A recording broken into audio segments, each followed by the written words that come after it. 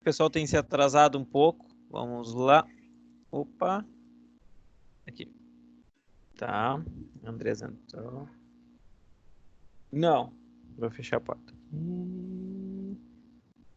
Oh, vamos ir pra praia hoje. Vamos lá.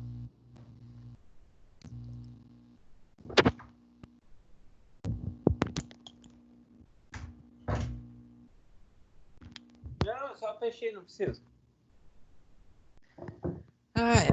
Hoje tem uma notícia para vocês. Já iniciei a gravação? Já. Então, só botar aqui que aí, conforme o pessoal vai entrando, vai apitando para mim. Pessoal, aula passada nós chegamos até o Covid, então o nosso contexto atual, né?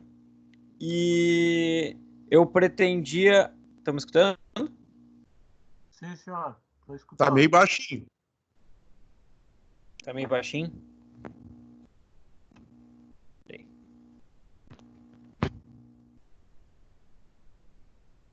Agora melhorou? Tá na praia, né, cara? Tu acha que eu não vi aí essa imagem de fundo aí? Eu botei hoje, porque agora tô na praia aqui. A bola não aparece, ó. Ó, apareceu a bola. Tá? Mas em homenagem, então, ao náufrago, então, ó, que o Gabriel colocou.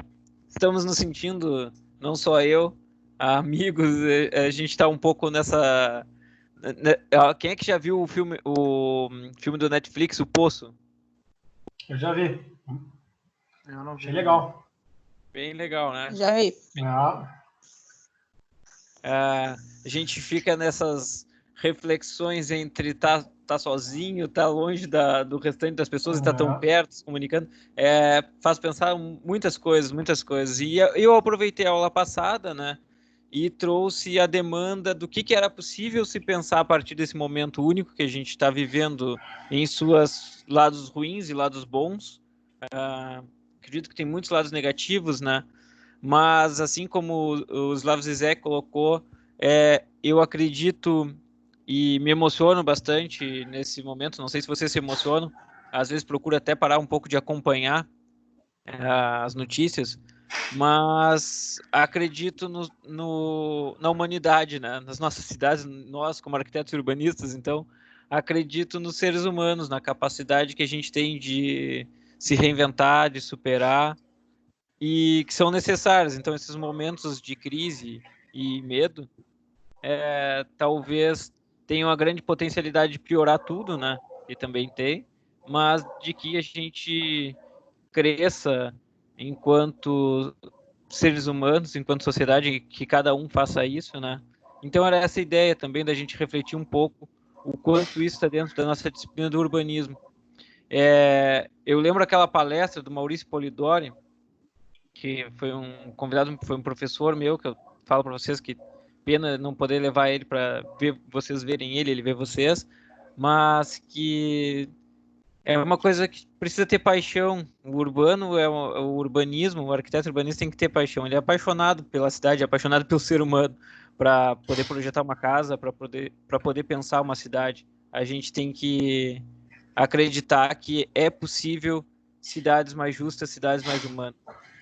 Então, nesse sentido que foi trazer a aula passada, e eu tenho uma notícia bombástica para hoje.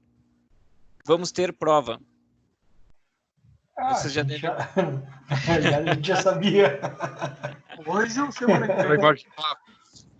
Não. Sim, seria bombástico se fosse hoje, né? Aí sim, aí já... E essa notícia é hoje. Não é. Já que eu não pude assustar vocês, ninguém se assustou, vou dizer que é hoje. Não é hoje. Tá? A prova, então. Só um pouquinho que eu vou entrar aqui no WhatsApp, porque às vezes tem um pessoal pedindo para entrar e não está conseguindo, né? Vamos ver aqui. Meu WhatsApp está no outro. Tem acontecido bastante. Eu não estava no WhatsApp. Alguém sabe se alguém estava tentando entrar? Vamos ver aqui. Eu sei que eu assisto no celular. Parece que tem uns quantos.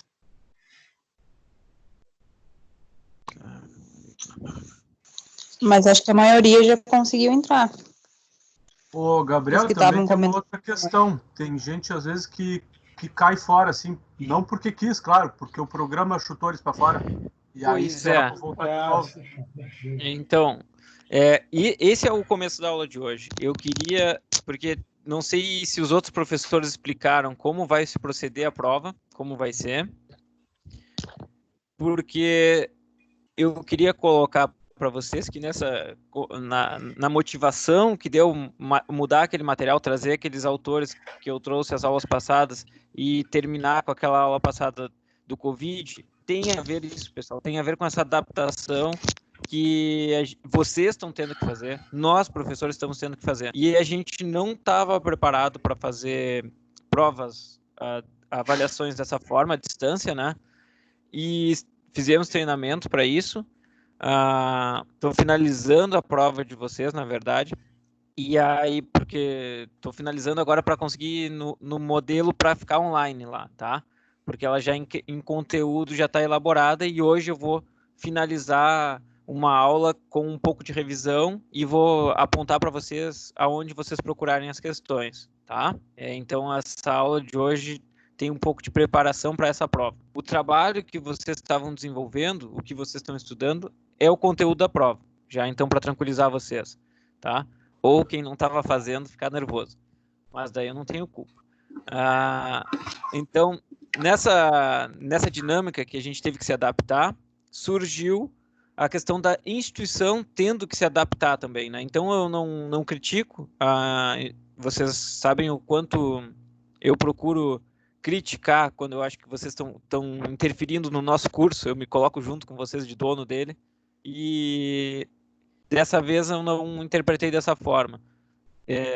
Pela forma como o NES colocou e como os outros coordenadores colocaram, como foi passado nas reuniões para os professores, é uma medida para justamente validar esse tempo que vocês estão fazendo à distância, esses estudos que vocês estão fazendo, porque precisa ter um documento, então, que valide esse tempo, que infelizmente a gente não está podendo fazer presencial.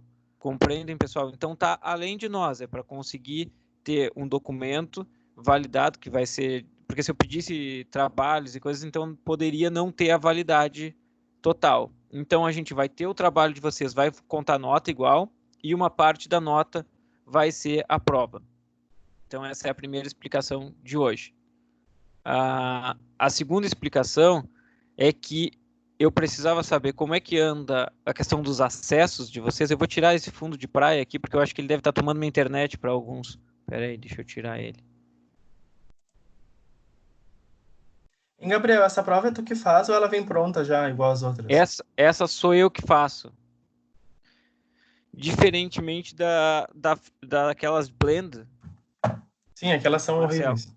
aquelas, então o conteúdo vai vir do weblivro, vai vir das minhas aulas, não se preocupem, vai vir. Eu vou até já explicar uma coisa para vocês. Eu passei o Escher para vocês o livro inteiro, né? Mas como eu acho assim, é muito conteúdo, vocês lerem para uma prova o livro inteiro, no máximo ele vai estar nas questões que daquela revisão que eu fiz de aula, tá? Então para vocês não se assustarem. Vai cair Escher, mas vai cair a aula, tá bem? Pelos slides, né? Isso, tá? Que tá praticamente um meio livro, aqueles slides, né? E pela aula, tá? Já que vocês têm a gravação, têm acesso à gravação, já que me fizeram botar lá no YouTube e tá disponível para vocês. Então, o que tá no slide e o que eu falei, o que tá na aula, é conteúdo que cai na prova, tá? Então, respondi tua dúvida, Marcelo? Aham, perfeito. Tá. É que a ateliê tá consumindo bastante também. Não, eu imagino. Então, tendo esse bom senso, eu não vou cobrar o Escher inteiro, assim como não vou cobrar o livro da Jane Jacobs, vou cobrar o que se viu na aula da Jane Jacobs, o que tem no web livro de vocês da Jane Jacobs, tá? Vou cobrar, por exemplo, Yangel, não vou cobrar leituras lá do livro do Yangel. Quem está lendo, tenho certeza que está voando a disciplina, mas é só o que está lá no web livro de vocês, tá? Que vai cair nessa prova e nas minhas aulas. Porque tem coisas que vão estar nas minhas aulas que não estão lá no web livro, mas como esse material é extra que eu passei para vocês, ele pode cair, tá? eu estou respaldado pela instituição que eu posso colocar conteúdos a mais para dar para vocês. E é natural que eu possa cobrar também esse conteúdo na avaliação. Então, falando sobre essa avaliação, por que eu considero ela positiva? Justamente para vocês também. Quem está se esforçando, quem está lendo, quem está trabalhando, é justo que, então, todos os colegas tenham que passar por um processo de avaliação dessa forma. Aí vem a minha preocupação, que é o que vocês colocaram, que é os acessos, né? Como é que vocês estão caindo o acesso no AVA? Como é que está sendo? Em Gabriel, que dia que vai ser a prova? Porque eu entrei agora, eu não ouvi tu falar. Vai ser no mesmo período da disciplina. Vai ser assim, ó. O Nes não passou nada, né? Ele disse que foi por e-mail para vocês. E-mail institucional. A prova é segunda-feira que vem, tá? E ela vai ocorrer das 19 às 22 horas, tá? Nós temos... Tá. Alô? Tá, não entendi. Tá, então entrei atrasado. Não, sei lá, teve um problema. Não sei que problema pode ter já que estão em casa, né? Mas vamos supor assim, teve um problema no computador. Não tem problema, só vai ter menos tempo de prova para fazer, tá? Caso eu tenha, então, encerrado já, é só enviar. Eu tenho essas 3 horas, mas não preciso ficar esperando, tá? Deu 3 horas, deu. Não dá mais tempo para fazer. Deu 22 horas, não tenho mais como acessar. Só vai estar disponível a prova no AVA na segunda-feira, então, nesse horário. Compreenderam? Sim, o Gabriel, me diz uma coisa, caiu o sistema, sei lá, caiu a internet, é só reconectar e seguir a prova. Não. Essa... Opa! Essa esse é o meu medo. Então, qual é o meu conselho para vocês? É que vocês procurem nesse dia, se organizem essa semana, não é só para minha prova, tá, Jonas? E para todos os colegas. Não é só na minha prova, todas as provas. O que acontece? Ela tem um acesso, tá, disponível. Por quê? Para não conseguir tu ficar mandando um acesso para um colega ficar fazendo ao mesmo tempo, para tu poder deslogar. Vocês até não podem nem trocar de tela, tá? Vocês vão abrir a prova e não podem mais trocar de tela no computador. Compreenderam? É como se vocês estivessem com a prova na frente. Eu compreendo a questão da instituição, só que a gente está num momento também complicado, né, cara? Tá. Eu tenho uma internet de 100 e poucos mega aqui, cara, e tá ruim. Da NET, faz umas 2 semanas que seguida ela cai. Estou numa aula semana passada, eu tive que ir para o meu 4G do meu celular porque eu perdi a conexão. Isso está acontecendo direto. É verdade. Não é isso assim, acabou de acontecer comigo aí, professor. Não sei se tu percebeu aí. Eu caí fora agora e voltei agora. Então, pelo que eu sei, assim, o sistema pode cair um pouquinho e tu retoma. Então, fiquem com a 4G próxima, que nem o Jonas falou. Caso caia a internet da casa para fazer, e isso vai ser toda semana. E aí, o meu segundo conselho é, vou me preparar como se fosse uma prova antes. Vou estar num lugar que tem uma internet, num lugar bom, não vou ficar lá no canto da casa que tem uma internet ruim, já que eu não vou ter que ficar escutando o Gabriel. Então, vou ficar num lugar mais próximo possível do ponto da internet. Se vocês têm cabo, botem a cabo, tá? E isso eu tô dando umas dicas para vocês para todas as provas, tá? Segunda dica, se cair a minha conexão, se eu perder, se eu tive problema de entrar, que existem os problemas, vocês sabem, às vezes dá problema no AVA e tá dando problema de entrar. Tirem um print e mandem pro NES e para mim, tá? Eu vou colocar no nosso WhatsApp da turma o WhatsApp do NES, tá? Que aí fica, o máximo que eu posso fazer por vocês. Eu acredito até que vocês pedirem e mandarem isso para o NES, eu quero que mandem para mim, porque com certeza, Jonas e demais colegas, vai ter o bom senso da minha parte. Para quem tiver esse problema, nós vamos ver com a instituição como é que a gente vai resolver. Quem não acessou, quem não teve problema, esse daí tirou 0, tá? Esse aí eu não tenho o que fazer. Daí é ver com o NES, que eu não sei qual é a medida ainda que vai ser tomada. Tá? Vai depois fazer a segunda chamada, vai fazer aquela substitutiva, alguma coisa do tipo. Quem perder a conexão ou tiver algum problema, aí já foi conversado isso, Jonas, porque eu falei, por exemplo, que o Rodrigo agora falou, tu reparou que eu caí? Eu reparo, eu fico cuidando aqui, viu, Rodrigo? Eu fico cuidando sempre de vocês aqui e procuro dar uma aula que todos tenham acesso. E essa era uma preocupação que os outros professores também colocaram. Mas como é que vai ser? Até a nossa internet tá ruim, os professores também tá. Então, foi uma preocupação de todos os professores.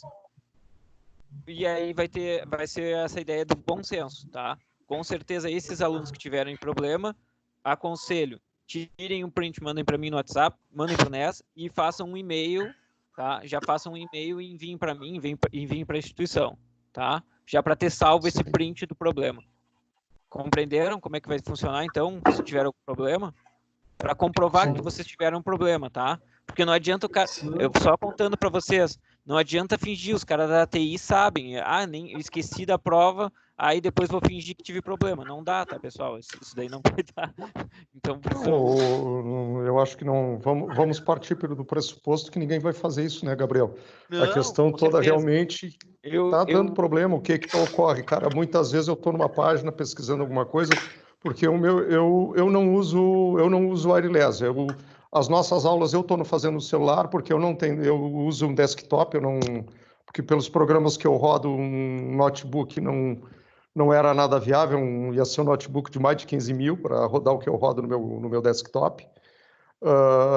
Então eu uso o cabo nele, e as nossas aulas realmente eu assisto no celular, porque eu não tenho webcam no meu computador lá, não tem microfone, enfim. Não tenho esse tipo de coisa. Mas muitas vezes a página tranca, eu clico ali no reatualizar e a internet volta, e já, como eu também, atualmente, no meu celular é via wireless, meu roteador, cara, muitas vezes o sinal do wireless, não do wireless, mas o sinal da internet também desapareceu, dá aquele pico e volta. Realmente, a preocupação é essa aí, porque não é que desapareceu completamente a internet, que às vezes eu preciso... Em alguma outra aula tua, se eu não me engano, eu já tive que reconectar o acesso também, porque caiu. A questão é que muitas vezes é uma questão de segundos e não dá mensagem nenhuma no computador, só fica aquele no pensando, tu atualiza a página e ela volta. A questão somente é essa aí. Da preocupação que também tu já externou isso aí. Nossa preocupação, Jones, e essa daí, com certeza vocês vão ter, não só minha, porque eu estava na reunião com outros professores, e foi a preocupação deles, Então... Claro, numa prova de outro professor, não vão mandar para mim a mensagem do erro. Mandem para esse professor, claro. Tá?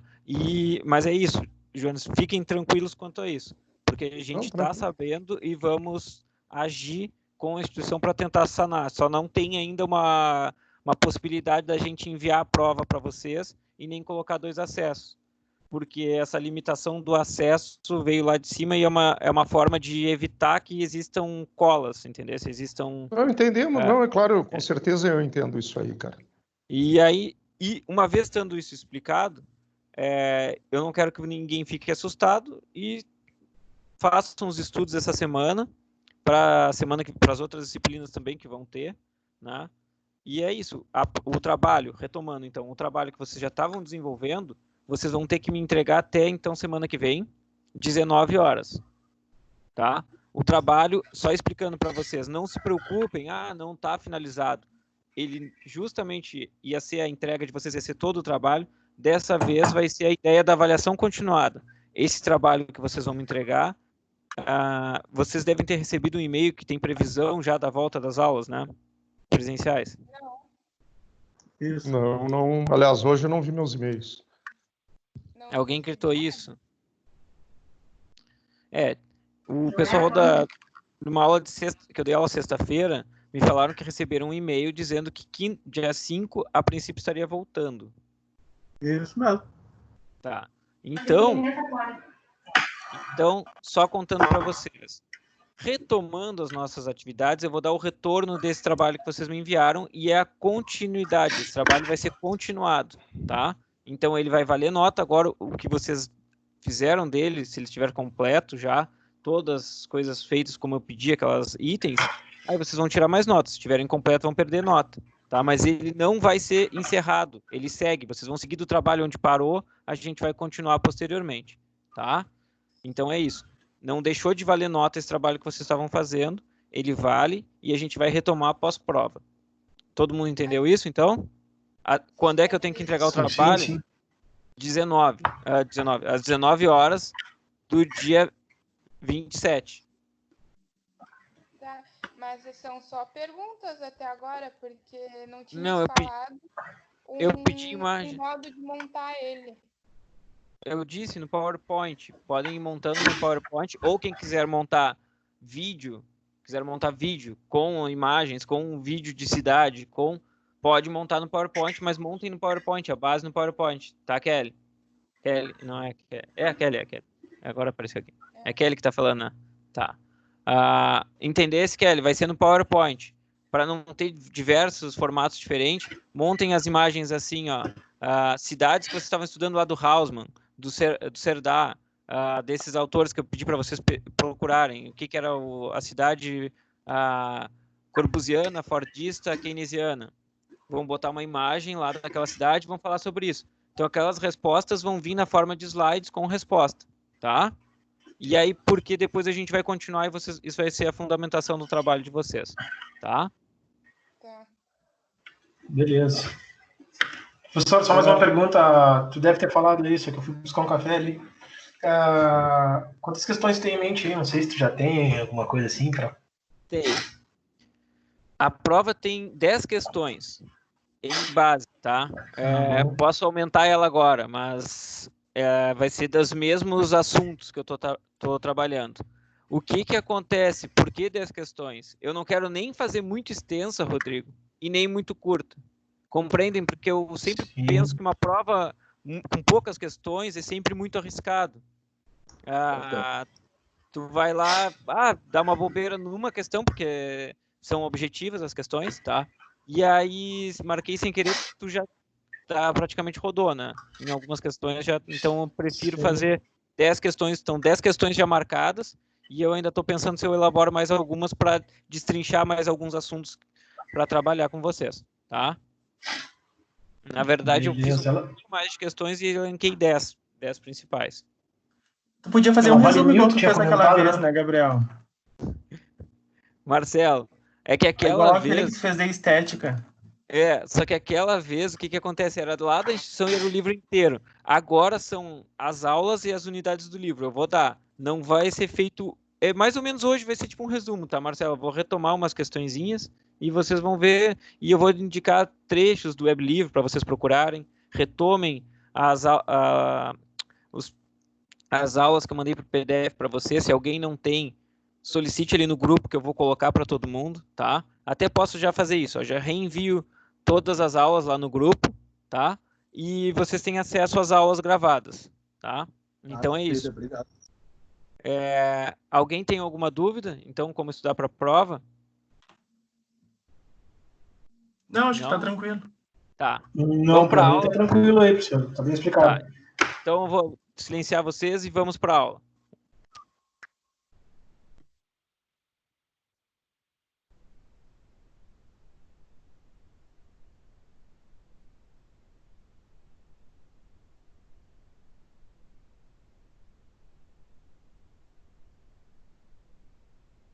Agora sim, vamos.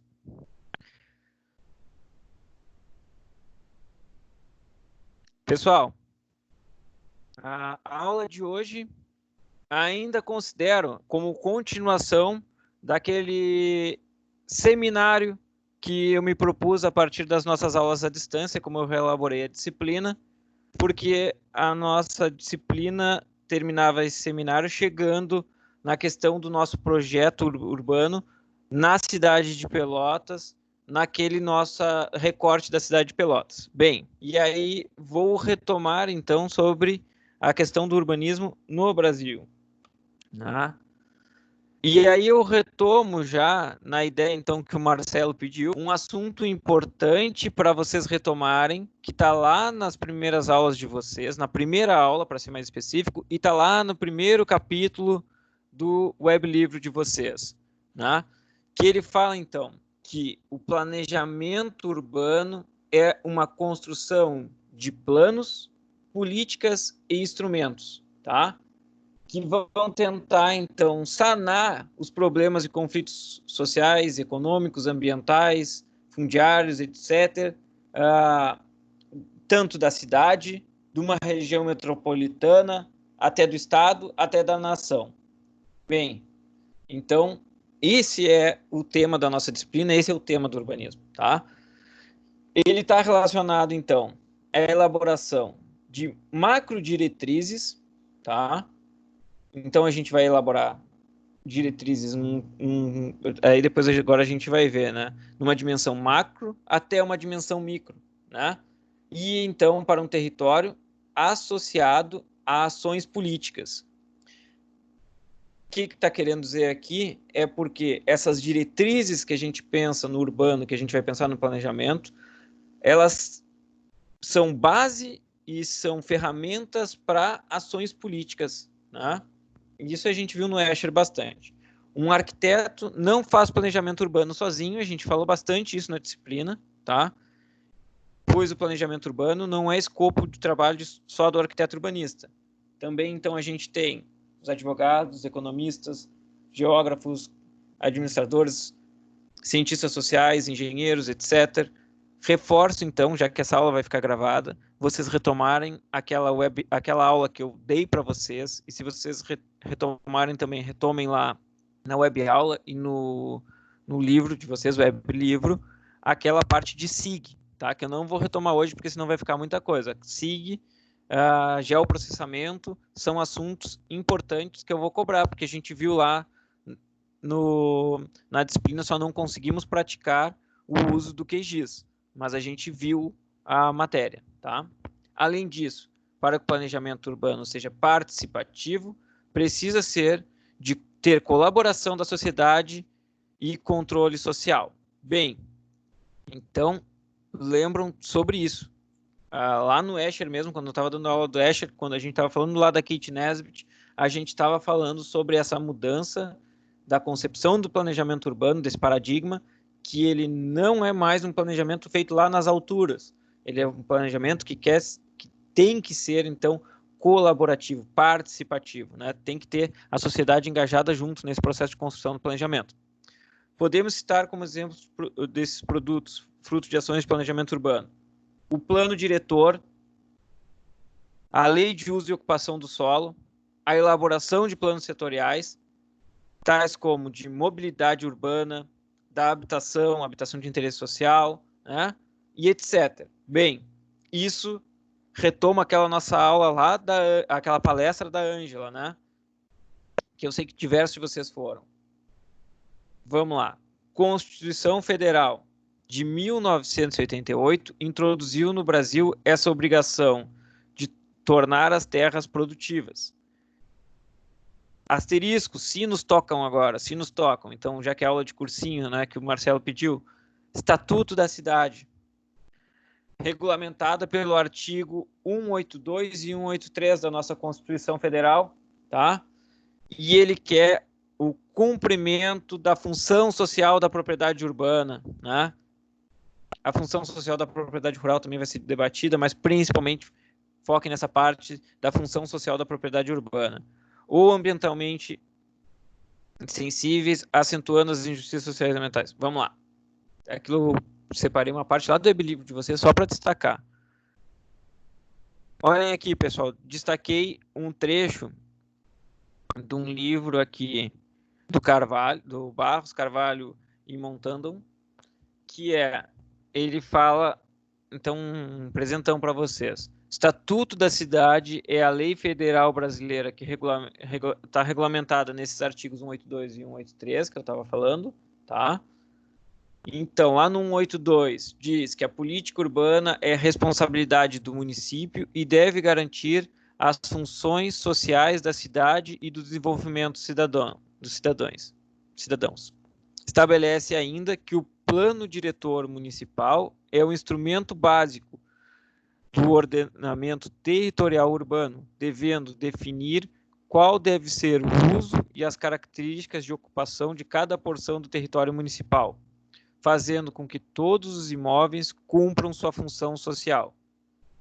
Esse mesmo artigo, em seu parágrafo 4º, dispõe ainda sobre os importantes instrumentos para a concretização da função social da propriedade, com o parcelamento e edificação compulsórios, imposto sobre a propriedade predial e territorial urbana, progressiva no tempo de desapropriação, sanção, assuntos que serão apresentados em tópicos específicos nesses trabalhos. Então, pessoal, aqui são formas de como os municípios podem garantir que a função social das propriedades na cidade vão ser cobradas, através, então, do parcelamento e edificação compulsória. Tá? Então, desapropriando, vamos lá, vou dar um exemplo para vocês, né?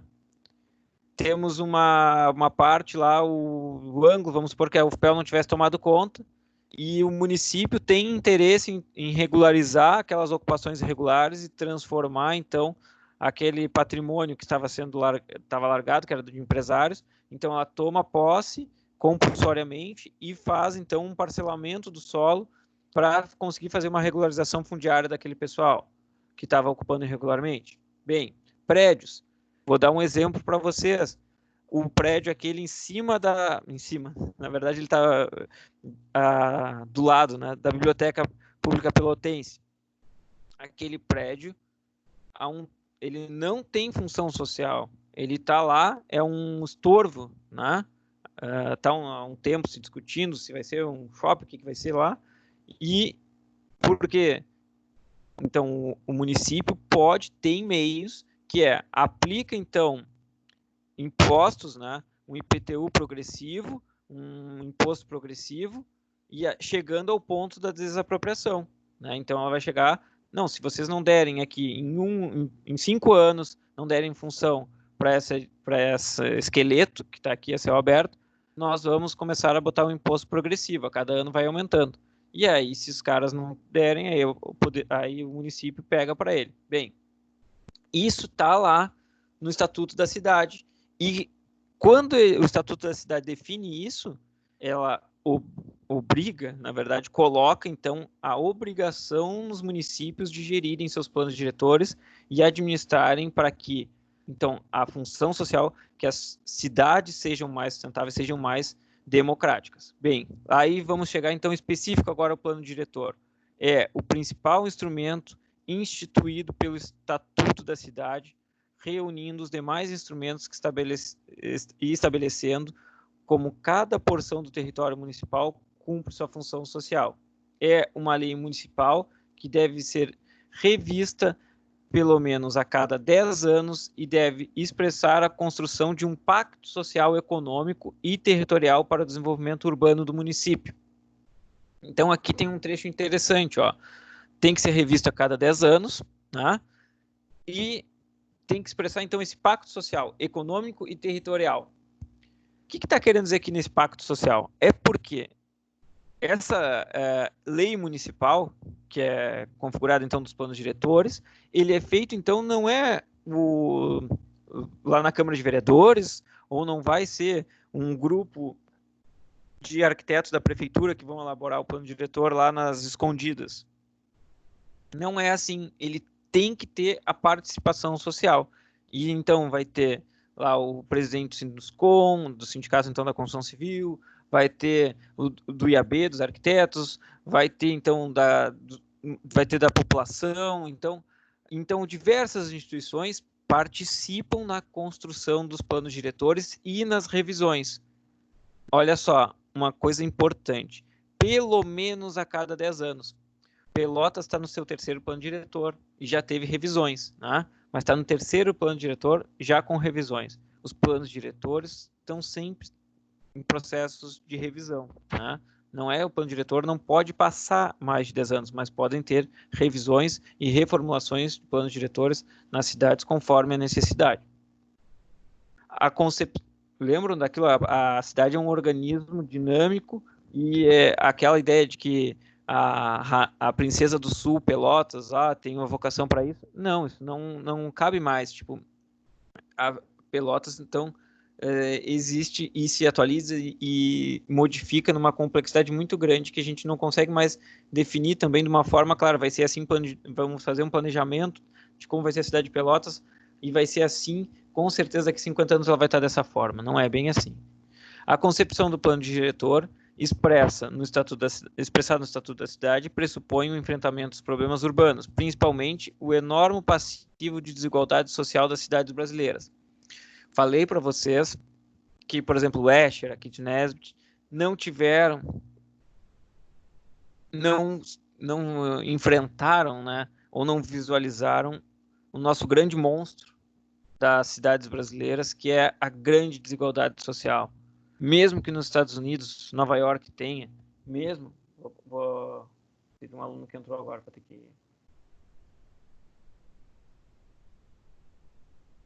Mesmo que na França, em Paris, lá do Escher, tenha, vocês têm que concordar comigo que não se compara com as cidades brasileiras, né?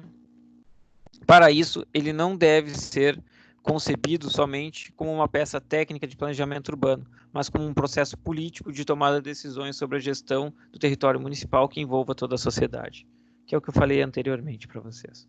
Então, isso aqui eu resumi rapidão, num trecho de um livro, o que é o Estatuto da Cidade e o que é o Plano Diretor. Levantamento de dados urbanísticos da área de projeto. Bem, agora eu estou retomando uma coisinha que era lá, então, na unidade 2, tá? Acho que é a seção 1, tenho certeza, é a seção 1. Então, porque não vou retomar agora nessa aula as partes de SIG, porque eu acho que vocês têm bastante material. Estou retomando isso aqui e olhem no weblivro, que isso é conteúdo de prova, né? Então, a finalidade de mapeamento urbanístico é caracterizar a situação atual, verificada em data, localidade, para, por meio dos dados coletados, e elaborar um diagnóstico a respeito das fragilidades e potencialidades da área. Isso daí a gente ia fazer se a gente seguisse lá treinando o nosso SIG. Nós íamos medir, então ia ter as fragilidades e potencialidades da nossa região ali da onde está a Anhanguera, tá? A tal da FOFA, né? Isso, FOFA, perfeito. É o método FOFA, muito usado. Há diversos métodos de levantamento urbanísticos pautados, ora na utilização de ferramentas analógicas ou por meio de utilização de drones e demais ferramentas fotográficas. Isso a gente chegou a ver em aula, lembra? A gente chegou a falar sobre isso. E atualização de ferramentas de geoprocessamento, como o uso de imagens de satélite. Lembram dessa aula? Quando a gente estava falando do SIG. Um exemplo utilizado, então retomem essa aula, vai cair. Um exemplo utilizado há muito tempo é a elaboração de mapas como forma de coletar, representar e sintetizar os dados urbanísticos. Então, vamos lá. Além disso, então, a gente tem, para o levantamento, a gente elabora tabelas. Então, um exemplo é os dados censitários. A gente também faz a percepção visual, levantamentos fotográficos, que era o que eu estava pedindo para vocês fazerem, né? Registros imagéticos, a gente tem então lá o Gordon Cullen, tá? O Gordon Cullen, ele... Agora me fugiu. A imagem da cidade é o Kevin Lynch. Gordon Cullen... Esqueci o nome do livro dele, tá? Mas é do mesma linha do Kevin Lynch, também é sair pela cidade e fazer desenhos, esboços, né? Das visuais. Por meio de registros psicossociais, como entrevistas realizadas com usuários e espaços urbanos. Então, tudo isso aqui que a gente está fazendo são levantamentos urbanos, tá? Dimensão... tá. Vamos lá. Levando em consideração a elaboração de um projeto de qualificação de uma centralidade urbana desenhada para a escala do pedestre, e como coloca o Yangel, um projeto direciona a dimensão humana, que dá prioridade ao espaço público, às áreas de pedestre e ao papel do espaço urbano como local de encontros dos moradores da cidade. A análise dos elementos morfológicos que compõem a paisagem do local se mostram fundamental. Então tá, então aqui eu estou retomando lá aquela aula que a gente estava falando da Jane Jacobs, ou aulas anteriores que a gente falou lá do Yangel, tá? Ou até aquele nosso lá documentários do Urbanizer. Como as centralidades são um lugar de fluxo e de passagem constante de pessoas, assim como um lugar de encontro, permanência, estar, convívio e acolhimento, faz-se necessário analisar seus elementos morfológicos por meio de 2 sistemas: o sistema de mobilidade e o sistema de espaços livres de edificação. Bem, quanto ao sistema de mobilidade, né, a mobilidade vai se referir ao ato de deslocar pelo espaço na cidade. Isso é a mobilidade, tá? Então, é um atributo intrínseco a um indivíduo e expressa sua capacidade de se deslocar ao território. Já a mobilidade urbana é um conceito atribuído à cidade. Então, quando a gente fala de mobilidade e mobilidade urbana, são conceitos diferentes, tá? Pois refere-se à mobilidade urbana, refere-se à possibilidade de facilidade com que as pessoas e produtos se deslocam pelo espaço urbano. Está lá no Escher, né, bastante falado. Então, o deslocamento das cidades podem ser realizados de diversos modos de meio de transportes. Então, a gente vai chamar agora de modais. Então, a gente tem o individual, viagens realizadas como motorista de auto ou passageiro de auto, táxi, caminhão, moto e bicicleta. O coletivo, então, modal coletivo, viagem de metrô, trem, ônibus fretado, ônibus escolar, lotação, qualquer um, e a pé. Então, a pé vai entrar skate, patins, cadeira de roda, patinete, tá? Então, esses são os modais que são considerados modal a pé, tá? Então, nós temos esses 3 modais. Bem, cabe destacar que os deslocamentos no espaço urbano realizados pelos diversos tipos de modais só são realizados graças à presença de redes de infraestrutura voltada à mobilidade urbana. Então, aí que entra lá quando a gente estava falando lá no começo da disciplina sobre a infraestrutura, né? Então, isto é, as vias, leitos carroçáveis, calçadas, calçadões, ciclovias, faixas, tudo isso, pessoal,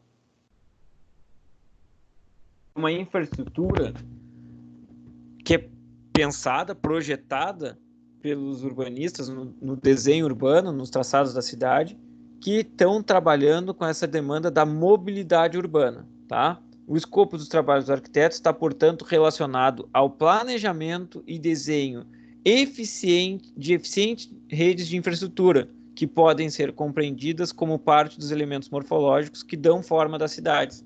Então, esses modais, essa infraestrutura, elas são partes da morfologia das cidades, tá? E que dão a forma das cidades. Bem, quanto ao sistema viário, então, o que vai compor o sistema viário? As ruas, tá? Ou vias. Então, e nessas vias a gente tem o leito carroçável, também conhecido como de rolamento, tá? Onde vão estar os veículos, tá? Os canteiros centrais também vão estar considerados isso. As calçadas, né? E as calçadas são essa parte segregada da via, né? Normalmente, elas estão em nível diferente. Então, elas são destinadas ao pedestre, tá? E também à colocação do mobiliário urbano, à sinalização, à arborização. Então, vão estar nas calçadas. Então, as vias urbanas podem ser classificadas em 4 tipos: rodovia, arterial, coletora e locais. Vocês, na frente da Anhanguera, o que vocês acham que é?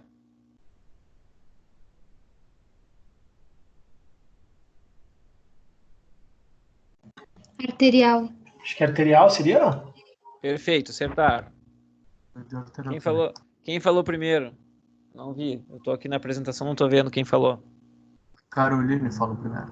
Ela ganhou uma estrelinha, tá, Caroline? Te desce super bem. A essa estrutura dá-se o nome de hierarquização viária.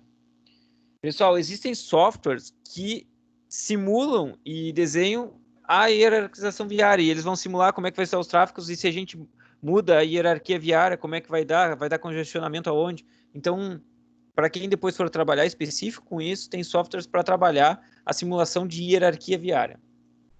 tendo esse nome porque os tipos de via diferem-se hierarquicamente conforme sua largura. A largura de suas calçadas e leitos carroçáveis, a carga de trânsito que suportam e as funções que cumprem no sistema viário. Bem, então vamos lá. Essa hierarquia viária, né, que vai se dar mais ou menos quando a gente vê e desenho, parece as linhas, a hierarquia de linhas, né? Nesses softwares eles simulam dessa forma, eles vão botar umas linhas mais grossas, mais fortes, para quando tem mais demanda da hierarquia viária. Então vamos colocar, se a gente botasse naquela rua que vai do lado ali da Anhanguera, ali, aquela que vai lá no Mário Quintana, não sei o nome daquela rua, Bruno Chaves. Quem? Como é que é? Bruno Chaves.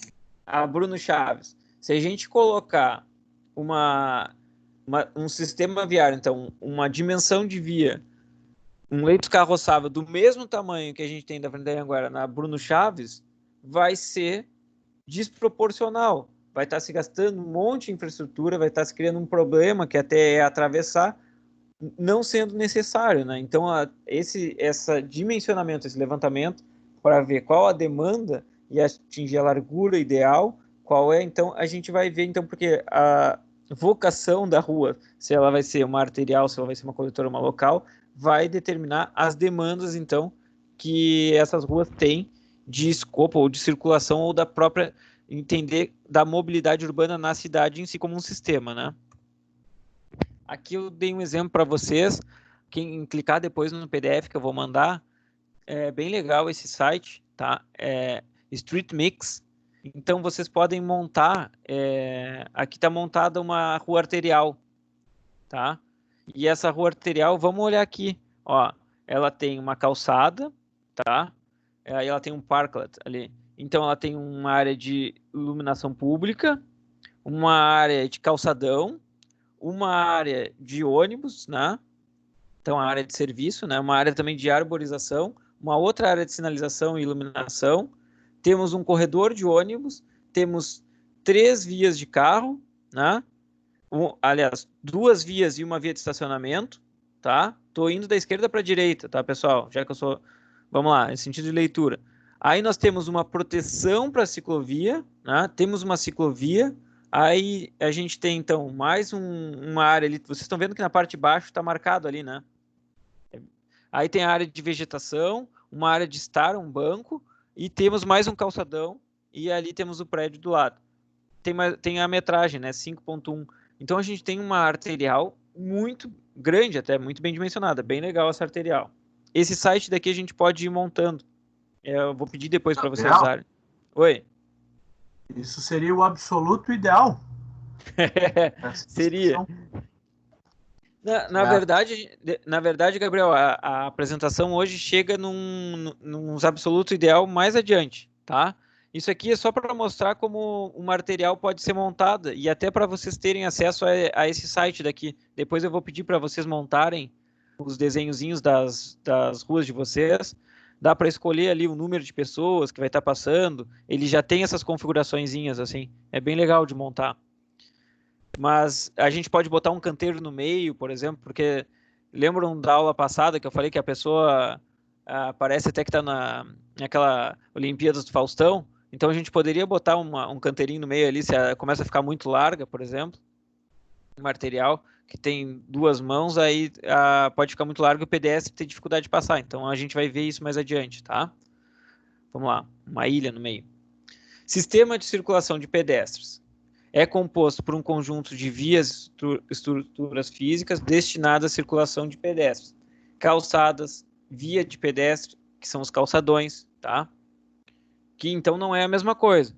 A gente pensar então lá no nosso calçadão, ali no centro de Pelotas, ele é uma via de pedestre, porque não temos então os carros passando ali, né?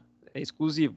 Faixas de pedestre, lombofaixas de transposição, passarelas e sinalização específica. Então, tudo isso faz parte do sistema de circulação de pedestre.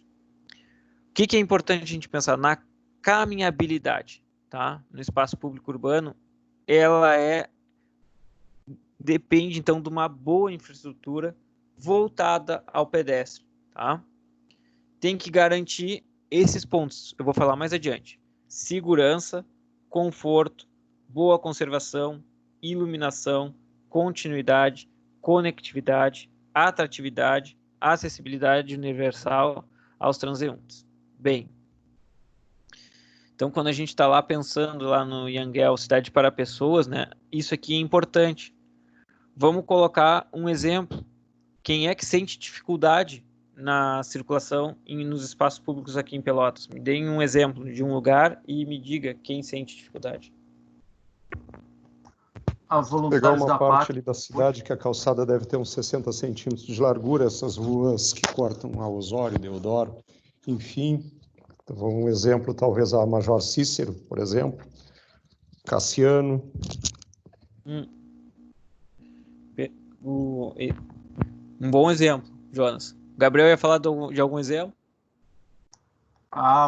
Em torno ali da Voluntários da Pátria, lá, tem uns lugarzinhos bem ruins lá de andar. Perfeito. Também a gente tem a dificuldade que é o calçamento, né?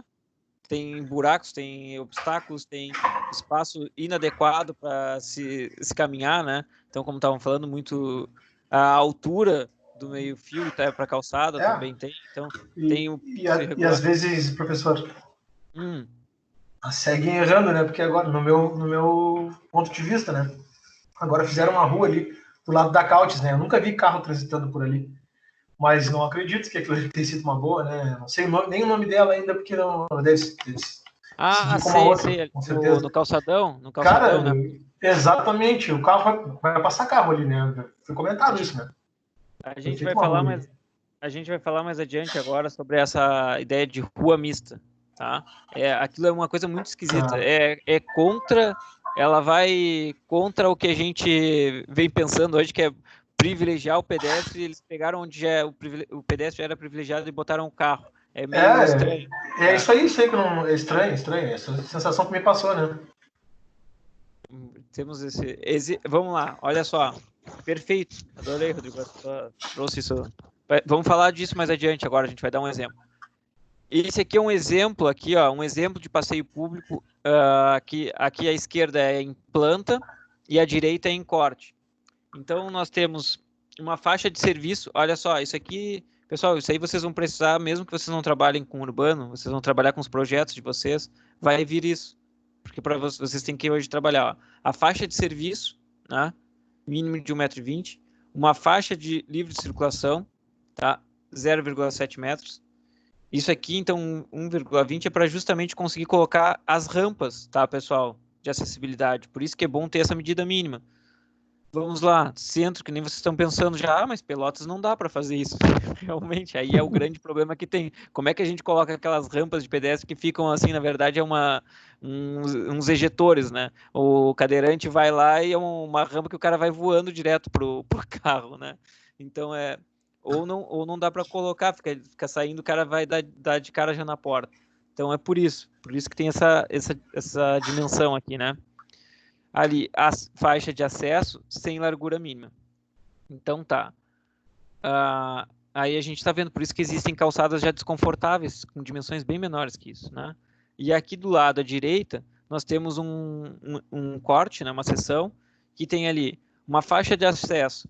Quando a gente trabalha com uma faixa de acesso com uma boa largura, as lojas que vão ter, os restaurantes, já podem até usar essa faixa de acesso, né? E isso torna um caminhar a cidade, torna ela interessante, né? Aí a gente pode pensar assim, o Gabriel vai colocar lá, que nem falou, mas isso é uma calçada ideal, né, Gabriel? Mas a gente vê isso aí sendo colocado em cidades e dando certo. A gente vê isso aí na Europa, vê... Não, mas capaz não, que esteja errado.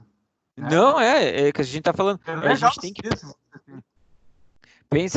Pensem nisso, pensem então, se a gente pudesse colocar esses espaços, quanto as pessoas iam caminhar, ia ser mais prazeroso, as pessoas iam estar aproveitando, talvez tirar parece até assim uma coisa que eu vou falar, um pecado, tirar alguma rua, algum tráfego de veículos de alguma rua do centro de Pelotas e propor isso. propor não ter estacionamento, e aí a gente alarga e consegue propor uma faixa de acesso em que as lojas conseguem colocar as coisas para frente, né?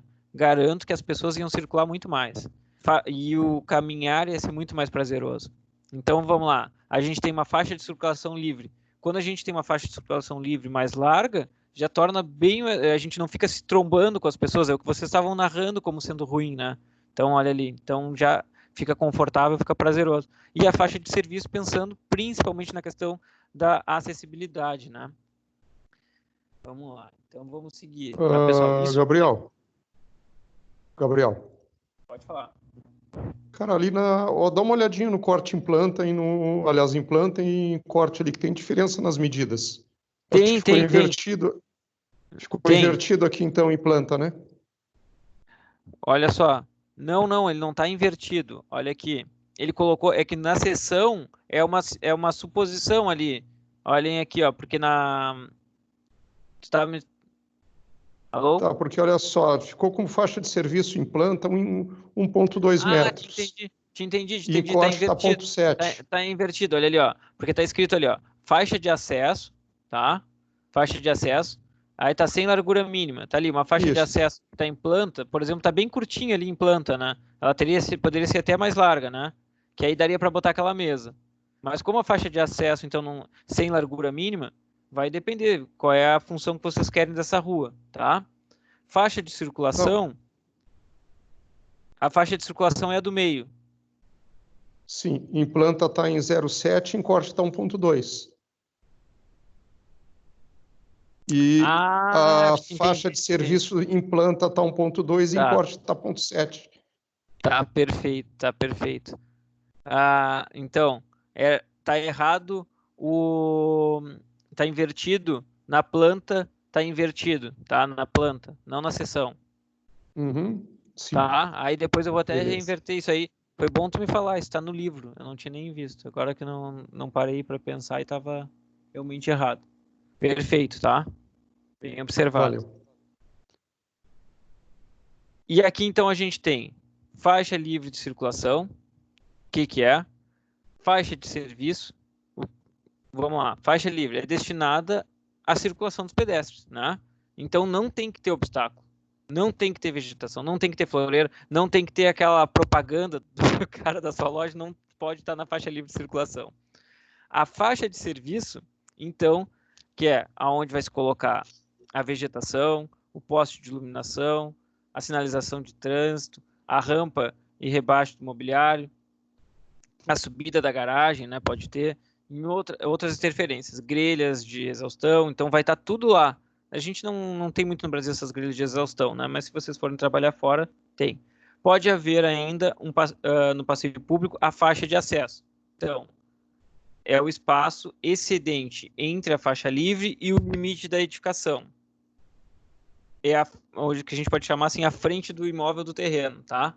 Então, ali pode ter rampa, pode ter vegetação, pode ter o toldo, é onde pode ter o toldo, a propaganda, tá? A mesa de bar. Então, isso aí eu já estava conversando com vocês antes. Isso vai estar na faixa de acesso. Então, se vocês tiverem um cliente que vai ter um pub, vai ter um restaurante e quer botar a mesa na faixa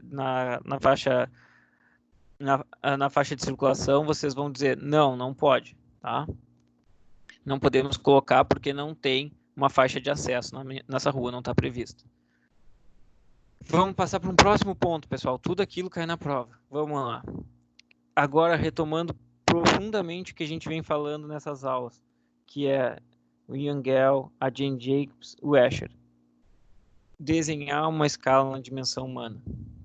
Então, a gente já viu nas aulas passadas que nas cidades brasileiras o processo de urbanização se deu intensamente a partir da segunda metade do século XX, né?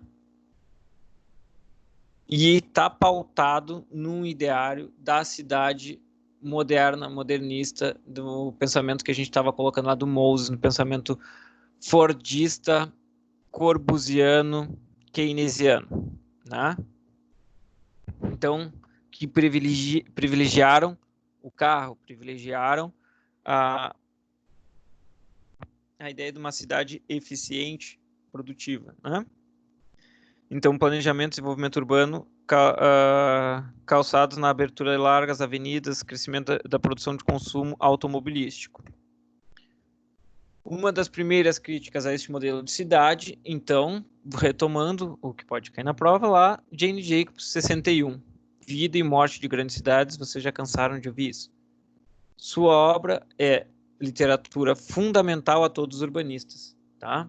Isso está no livro de vocês. É a questão ainda que tem por objetivo tornar o planejamento e o desenho das cidades mais humanistas, ou seja, voltados à dimensão humana. Ao colocar-se a favor da dimensão humanística no planejamento das cidades, se contrapõe, portanto, ao padrão da cidade responsável pela acentuação da violência urbana e pela baixa qualidade de vida da sua população. Procurem isso no web-livro de vocês, mas por ali, por esses lugares aí onde ele estiver, pode ter uma questão aí da prova.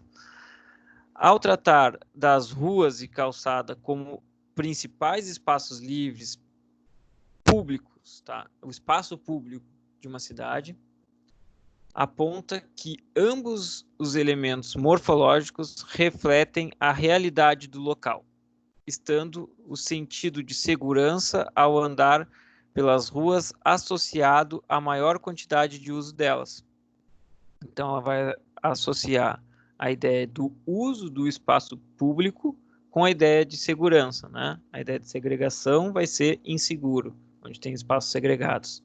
Sem qualidade urbana, espaço segregado, um espaço com baixo uso, um espaço de violência. Então ela está analisando essa infraestrutura, esse aspecto morfológico da cidade, né? As ruas necessitam ser também acessíveis, ter um uso diversificado, tanto em relação aos seus usos, tipologias das edificações, quanto a diversidade de pensamentos, nível socioeconômico da população, de raças, etc. Então, a Jane Jacobs fala sobre essa diversidade de uso, diversidade de pessoas, diversidade de modos de viver naquele espaço. Essa reflexão da Jane Jacobs vai muito à ideia da ideia do espaço público lá numa concepção grega, tá? Da cidade grega, que o espaço público é a ágora grega, tá? Isso eu estou puxando uma filósofa aí, vocês notam que eu gosto de filosofia, né? É a Hannah Arendt, tá? E a Hannah Arendt fala isso, né? Que o espaço público é o espaço democrático, é o espaço da liberdade por excelência. É o espaço aonde o ser humano consegue, então, se construir como cidadão. É nesse espaço que a gente pode ser cidadão. Então, quanto eles são importantes, né? Ainda sobre diversidade, Jane aponta a necessidade de 4 dimensões primordiais para que haja manutenção e criação da diversidade. A existência de usos principais combinados. Então, não posso fazer um uso lá, só um uso, só residencial. A gente falou isso na aula passada. Só de comércio, só de banco, lá vai ser só de loja de veículo. Então, o melhor é ter essa diversidade, né? Necessidade de se projetar cidades com quadras curtas. Então, a gente vai lá, super quadras, não bom, né? Manutenção de prédios antigos, não pegar e fazer um arrasa quarteirão, demolir tudo e fazer tudo prédio novo com super quadras, ruim. A indução de densidade suficientemente alta de pessoas. Essa é uma questão que é debatida, né? Que é até onde pode ser pensada essa ideia da densidade, até onde ela fica bem, né? Jane Jacobs coloca mais aberto, mas outros teóricos vão falar que tem que ser bem calculada, e essa ideia da densidade ela é muito relativa, né? Se tornar uma cidade interessante. Em síntese, são, então, as ruas e calçadas os espaços fundamentais onde essa diversidade e intensidade de uso ocorre, a partir dos contatos entre os diferentes interesses e diversas gamas de pessoas nas ruas é que pode florescer a vida pública exuberante na cidade. Isso é um resuminho do pensamento da Jane Jacobs. E aí, vamos lá. Estou aqui mostrando para vocês uma calçada brasileira. E é a calçada que vocês narraram, né? É aquela calçada que tem ali um espaço terrível, tem um muro cego, então a segurança, a segregação, a gente tem muro cego dos dois lados, a esquerda e a direita, né? A gente tem um estacionamento de veículo. Qual é a atratividade, qual é a vontade que tem de se caminhar nessa rua, né? Então, imaginem que de noite é um espaço super inseguro, né? As pessoas estão passando aí porque elas precisam acessar um ponto ou outro, por isso que os pedestres passam. Tem que dividir a calçada com aqueles postes imensos ali, né? Aqueles postes, então, porque é tão fina a calçada, né? Que daí os postes que estariam na área de serviço estão no espaço onde é a circulação, né? Então, impressionante, né? Então a gente tem que pensar, aqui está escrito aqui, isso aqui é uma matéria da ArcDaily, que é uma cidade bem planejada deve ser estruturada a partir de 3 escalas. Não, isso aqui não é. A matéria é cidades mais convidativas. Como podemos planejar cidades que priorizem pedestres? Tá? É a matéria, essa imagem aqui no ArcDaily. Então a gente tem calçadas mais largas, ruas estreitas priorizam os pedestres. Então, uma rua estreita vai priorizar o pedestre, vai impedir que o cara passe voando de carro, né? Essa ideia do carro passar voando, eu não sei se pode ser, mas eu já conversei com outras pessoas e existem estudos que mostram. Aonde tem uma velocidade alta do veículo, o pedestre se sente intimidado. Eu me sinto realmente intimidado em ruas que estão os carros lá voando a 1000 por hora. Tu fica pensando 2 vezes antes de atravessar, né? E aí vocês imaginam pessoas que têm dificuldade de locomoção, né? Como se sentem, então, para atravessar. Então, vamos lá. Uma cidade bem planejada deve ser estruturada a partir de 3 escalas diferentes. Isso está no web livro de vocês. E as 3 escalas são: a primeira é a maior, que vai ser da cidade ou região metropolitana. Tá? Então, se vocês vão ver planejamento urbano e regional semestre que vem. Ou no outro semestre, não sei quando vai ser. Escala média, que é a escala do bairro e das regiões da cidade. Então, é quando a gente pega a cidade, divide e pensa ela no bairro e nas regiões, tá? Uma pequena... Eu vou ter que silenciar. Tá,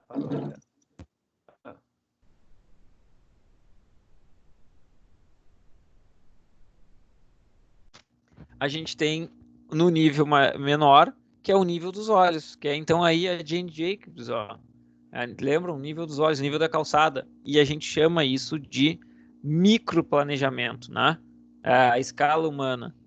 Eu quero chegar ao nosso trabalho, vai ser microplanejamento, pessoal. Eu vou dar uma aula de microplanejamento, tem um livro super atual de microplanejamento.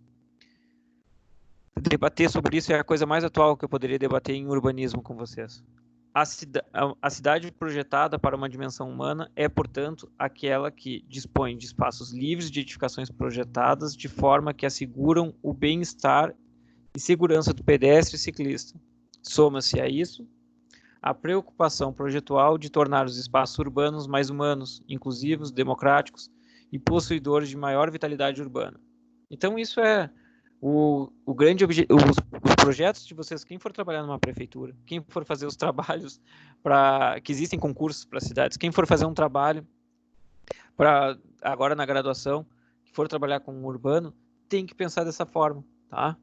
Cidades mais convidativas, sustentáveis, seguras e saudáveis. Não sei se vocês quiserem projetar uma cidade insegura, insalubre, não sustentável e não convidativa, daí sigam com o pensamento anterior. Esses 4 aspectos citados, atuando conjuntamente, podem propiciar uma melhor qualidade de vida urbana aos moradores. Então, como podemos planejar cidades que priorizem os pedestres? Então, vocês devem estar pensando, isso aí está tudo bonito, já sei a teoria, mas como é que eu faço isso? Deve estar sendo a pergunta de vocês. O deslocamento a pé. Pensar no priorizar o deslocamento a pé. Tá? Esse daí é um modo de pensar a mobilidade urbana que a gente estava lá falando. Quando a gente fizer aqueles levantamentos e notar, existe a necessidade das pessoas fazerem esses trajetos. Não vai deixar de existir isso. Mas a gente pensar como que eu consigo fazer que a pessoa a pé faça esses trajetos, não precise do carro. Então, isso é um ponto inicial. É o principal integrador entre outros modos de transporte. Então, uma rede de mobilidade a pé, ela é complexa e se dá em diferentes escalas. É por isso também é difícil da gente trabalhar a mobilidade a pé nos nossos projetos, né? Pessoas que caminham têm diferentes características e podem utilizar a rede para realizar diversas atividades. E essa é a dificuldade, mas ao mesmo tempo é a grande potencialidade da gente pensar nos nossos projetos, quando a gente vai trabalhar com desenho urbano, com projeto urbano, o a pé, como essa coisa diversa e heterogênea e que tu não consegue definir tão bem como é que vai, o carro vai dobrar à esquerda para acessar aquela rua que é de tal largura, porque daí ele vai diminuir a velocidade, tudo isso. Agora a pé, a gente é muito mais livre, é muito mais aberto, né, as formas de uso. Para garantir um planejamento adequado da rede e dos espaços dedicados ao pedestre, é necessário equalizar os equipamentos dos atores envolvidos, sejam do setor público ou privado, sobre o que de fato é mobilidade a pé.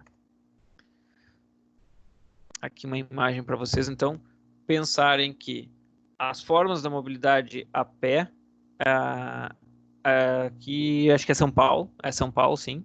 Então, a gente tem, então, uma rua fechada, então, o quanto as pessoas, então, tomam conta e vão utilizar esse espaço do carro e estão tomando conta, pensar, então, nas pessoas, então, tomando o espaço do carro. Essa imagem queria mostrar isso, então.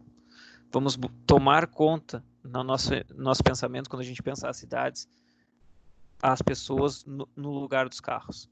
A mobilidade a pé, os trajetos são muito mais flexíveis. Os pontos de origem, destino, residência, edifício, comércio, parques e praças são muitos, trazendo a necessidade de ter uma malha urbana amplamente conectada, garantindo a diversidade, articulação e continuidade entre todos esses pontos.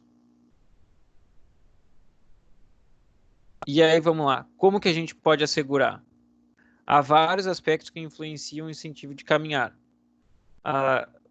As curtas distâncias a pé, o percurso bonito, a existência de um sistema de espaços livres de edificação, a existência de ruas com intensa mistura de usos, isso a gente já falou, fachadas ativas, não que nem a gente viu aquela lá, uma arquitetura bem projetada, né? As pessoas preferem andar vendo prédios bonitos que ver prédios feios, a agressão ao senso estético é brabo, assim como a presença de mobiliários urbanos implantados nos locais mais adequados, não estando um mobiliário mal projetado, colocado num lugar ruim, pode tanto ser um obstáculo quanto ser um estorvo, né? Ter lá uma coisa em desuso, vai até deixar a ideia de precariedade, de abandono. Todos esses aspectos tornam uma cidade mais convidativa. Então, uma topografia amena, né? Presença de sombreamento, largura confortável do percurso, assim como a existência de caminhos acessíveis e bem iluminados também são vitais para assegurar uma boa caminhabilidade. A minha avó mora em Nova Prata e ela já tem 86 anos e tem problema no coração, né? E lá é muito íngreme, né? Então lá realmente é difícil caminhar. O caminho lá na cidade de Nova Prata é muito difícil a gente pensar também. E mesmo assim são arborizadas, são bonitas e aí as pessoas caminham. E Pelotas, que tem uma topografia amena, tem a questão de não explorar esse potencial, né, da caminhabilidade. O Yangel fala que o ato de caminhar precisa ser confortável, sendo necessário o oferecimento de boas oportunidades. Quando se reforça a vida a pé, uma valiosa oportunidade social e recreativa aparece. E quanto melhor o espaço urbano, mais vida haverá na cidade. Afinal, a vida em toda a sua diversidade se desdobre diante de nós quando estamos a pé. Vamos lá. Então, agora eu apontei pelo Arcdale 6 princípios para cidades mais seguras a partir do desenho urbano. Um dos princípios é: crie uma cidade propícia para os pedestres, não para os carros. Aqui nessa imagem, nós temos um calçadão. Tá? Então, quando a gente puder pensar, esses calçadões são espaços dos encontros. São espaços, o espaço onde vai ter o domínio intenso da pessoa. Não tem o carro, e é o que o Rodrigo falou, adorei quando ele falou que botaram um carro lá num calçadão, fizeram um processo inverso, quando a gente está pensando elevar o leito carroçável e deixar tudo calçada, né? Não, eles fizeram o contrário. A qualidade da rede são avaliadas continuamente pelos usuários. Entre os principais elementos utilizados, ainda que intuitivamente, a opção de deslocamento a pé destaca-se. Quais são as características? A utilidade, se a rede serve ao propósito de promover o caminhar, então se liga a origem ao destino numa distância adequada no tempo. Vou dar um exemplo para vocês. Às vezes colocam para privilegiar o carro, colocam uma rampa, quem é que vai seguido para Rio Grande aí? Ninguém da turma de Rio Grande tá aí? Aquelas passarelas que tem, né, na estrada. O cara subir para passar naquela passarela, não estou dizendo que não teria, a forma como tem que ter, né, uma estrada, não tem outra solução. Mas eu penso assim, numa rua, se a gente pensa assim, o cara faz uma forma que o cara tem que caminhar tanto a mais para conseguir acessar aquilo para atravessar de forma segura, os pedestres acabam não fazendo, né? Alguém lembra de algum exemplo aqui em Pelotas que a questão da caminhabilidade que foi pensada do percurso é tão ruim que as pessoas usam outros percursos cortam caminho? Alguém lembra de algum lugar?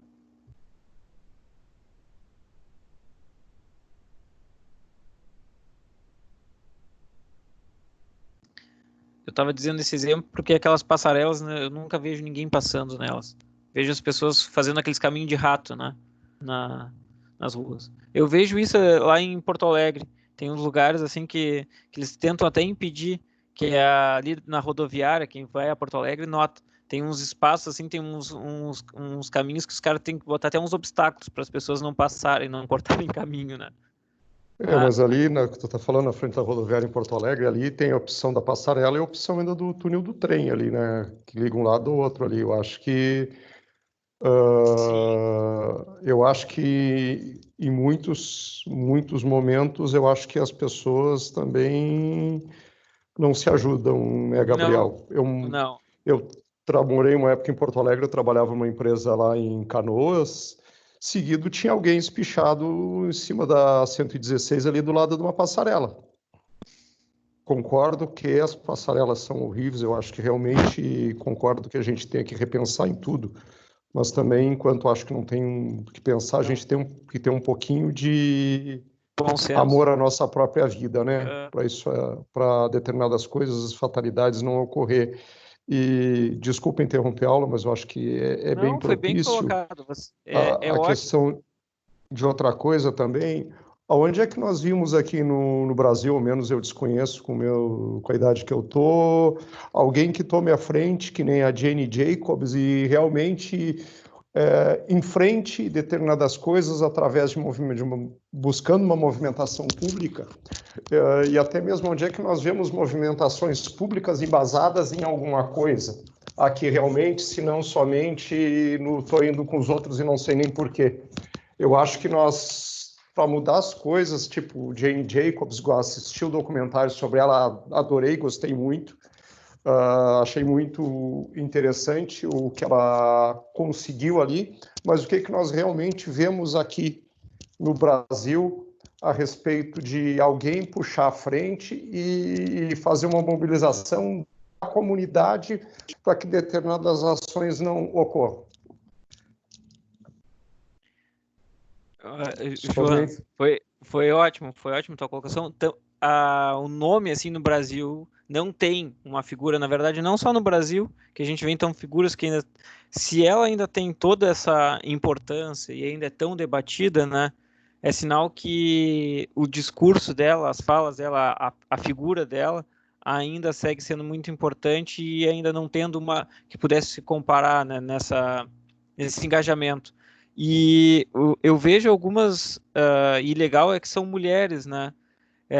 Eu vejo, por exemplo, vou citar a Raquel Ronick, é uma pessoa que teve na ONU, ela fazia parte da ONU, até professora da USP, e ela é ligada às lutas urbanas e produz textos, tudo, mas a questão dela também é a questão da desigualdade social, é outra demanda, né?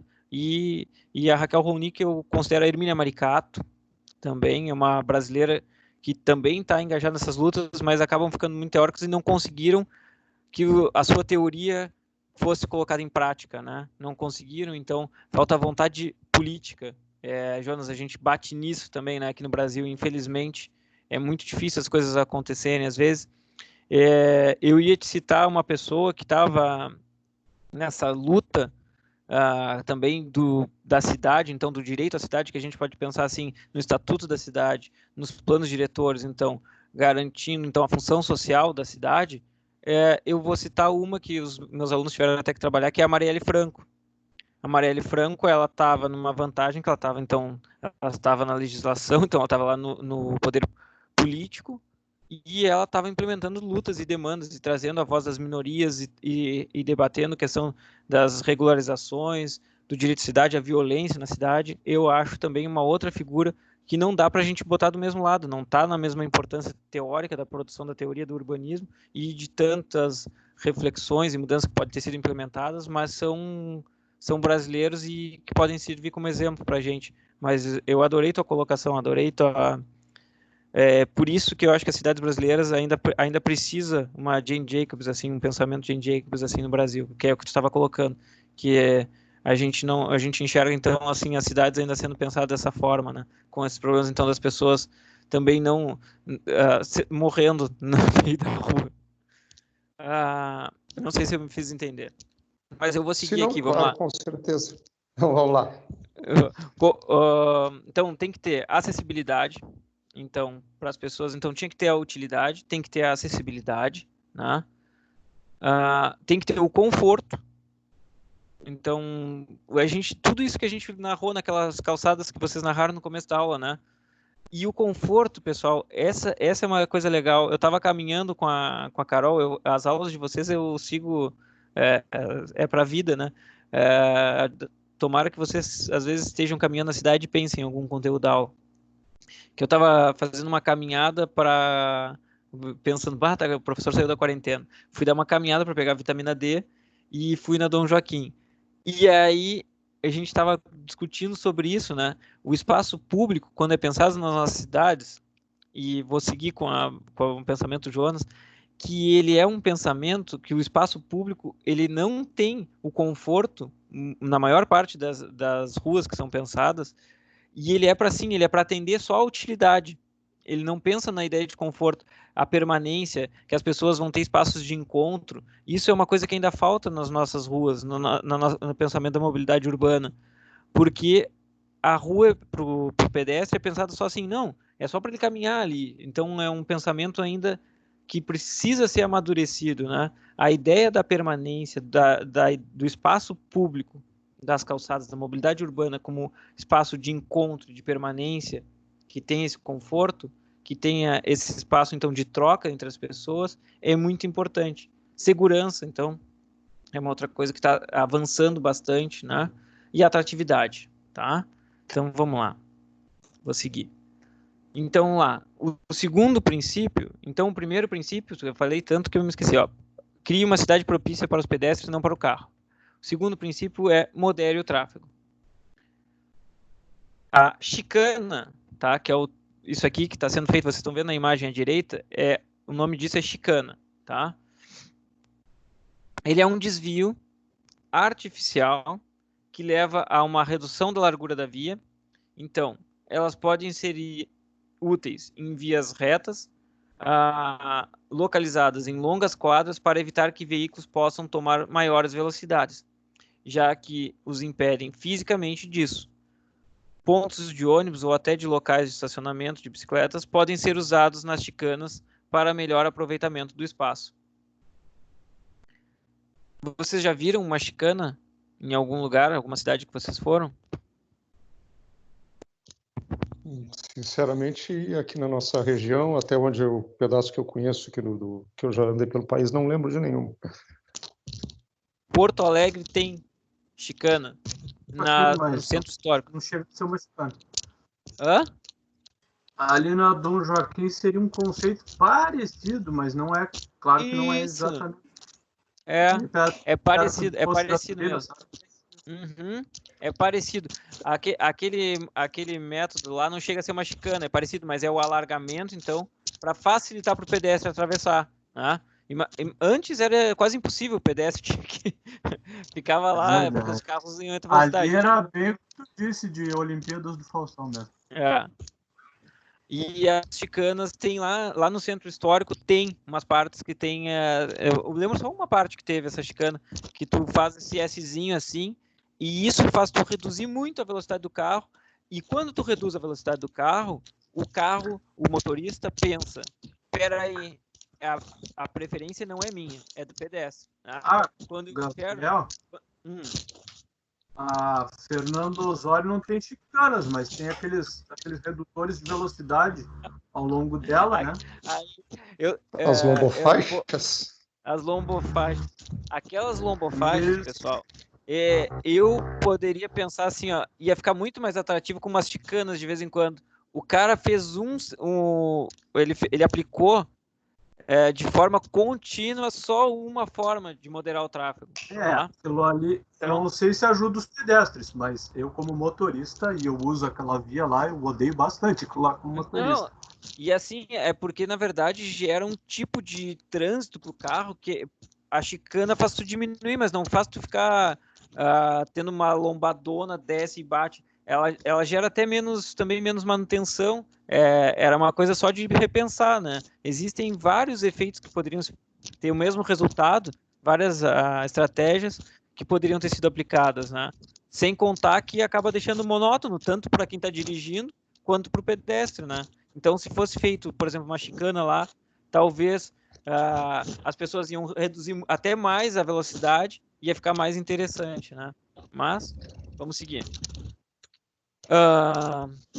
Construa vias arteriais que garantam segurança para todos os usuários. Então, quando a gente fizer precisa via arterial para levar um trecho ao outro, não estou dizendo que não vai ter, a gente tem que ter bom senso.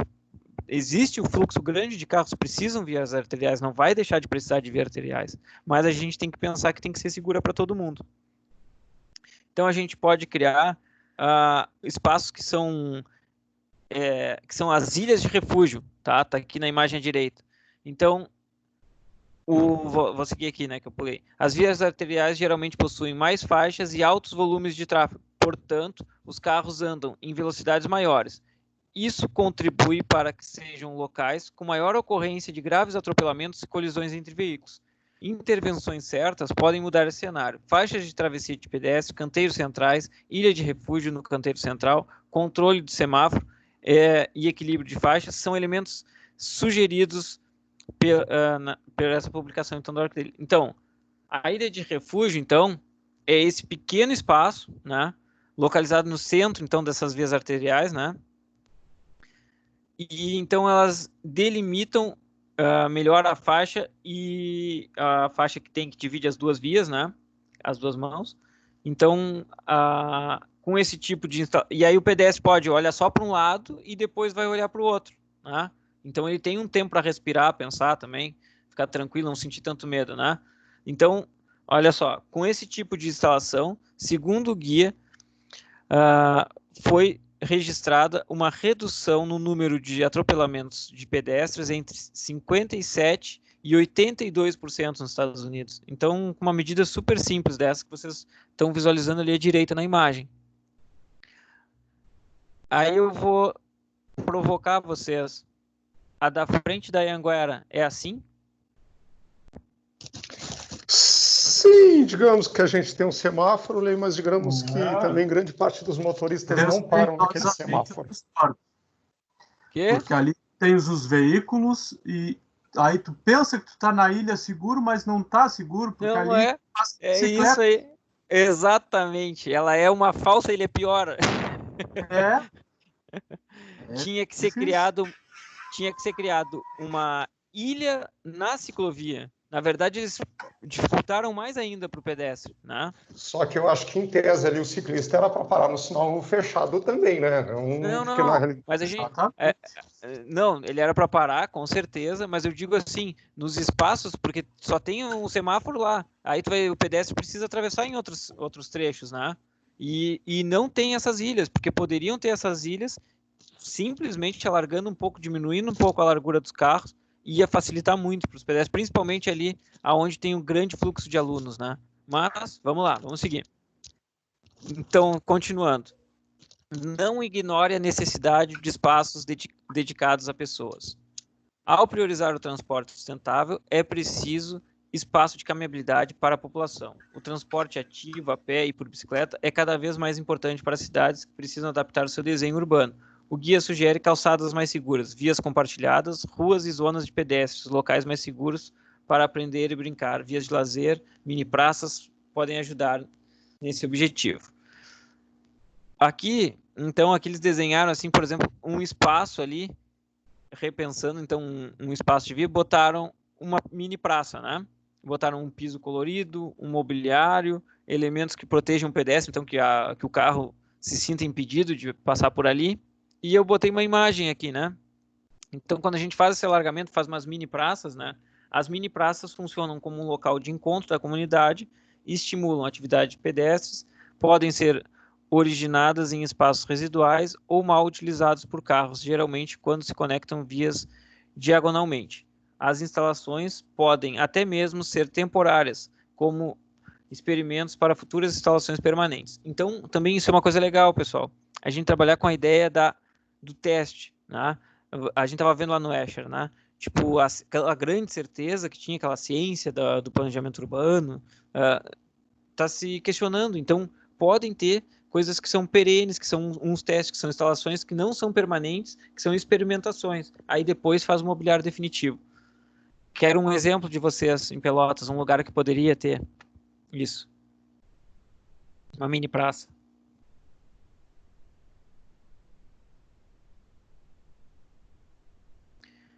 Vou botar a imagem, porque senão vocês já vão pensar no próximo assunto. Ali no Clube Brilhante, quem está indo pela Igreja da Luz,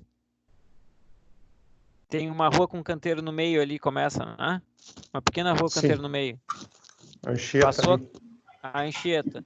Aí tu passou e ela tem um espaço ali que tem uns cucurutinhos, né? Que não acontece nada ali naqueles cucurutos.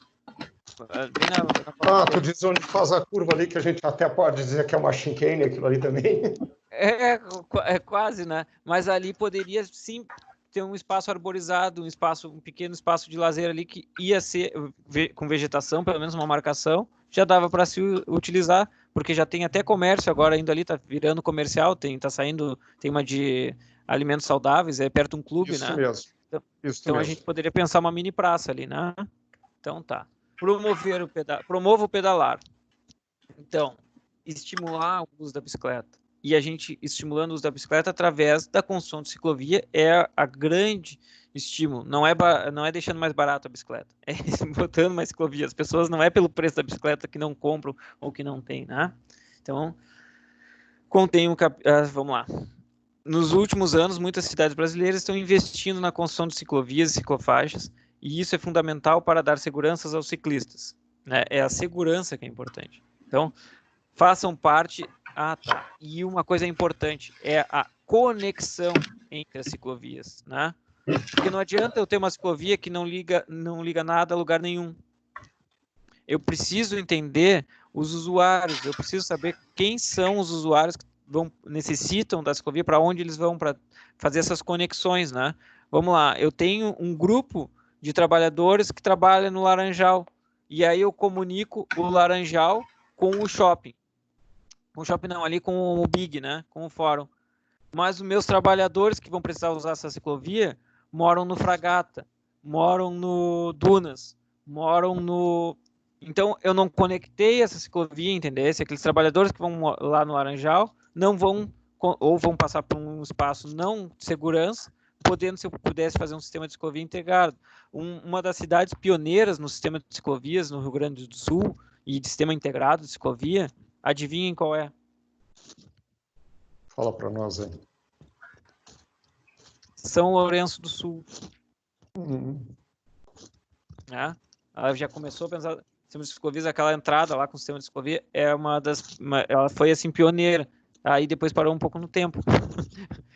Pelotas cresceu bastante, mas Tu pegar, cresceu, mas são todas desconexas uma da outra, né? Eu pedalo de vez em quando E a gente sente falta disso, né? A gente passa por momentos inseguros para conseguir. Professor, Porto Alegre também, né?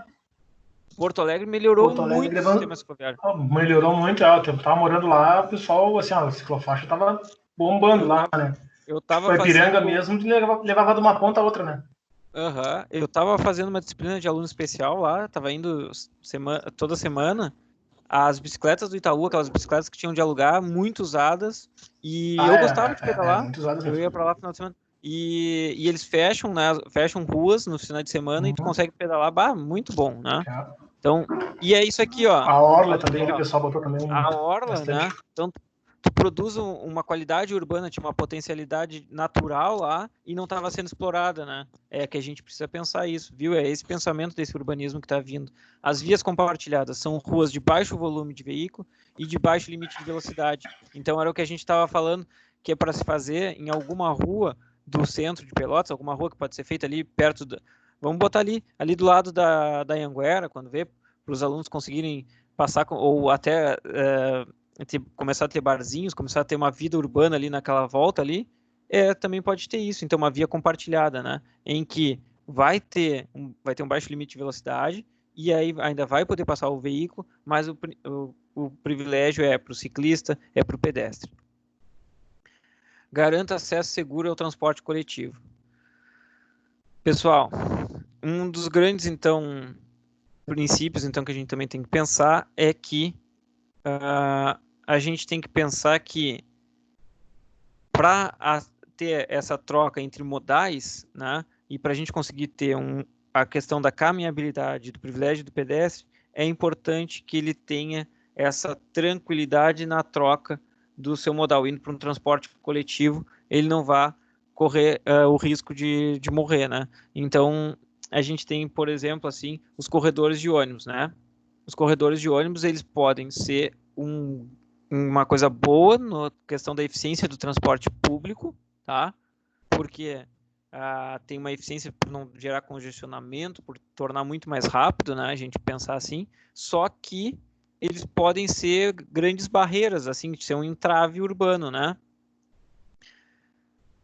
Então, vamos lá. Travessias no meio das quadras devem ser oportunidades seguras para os pedestres atravessarem as vias. Elas podem evitar atropelamentos ou outros incidentes que incluam. Em Porto Alegre, 93% dos atropelamentos ocorrem em locais no meio de quadra em comparação às interseções. Então, é o que o Jonas estava falando, os caras são atropelados no meio dessas grandes vias, né? Optar pela via de pessoas é o princípio que norteia as médias apresentações e publicações do desenho de cidades seguras. É inaceitável que a pessoa saia para o trabalho ou a criança vá para a escola e não retorne no fim do dia.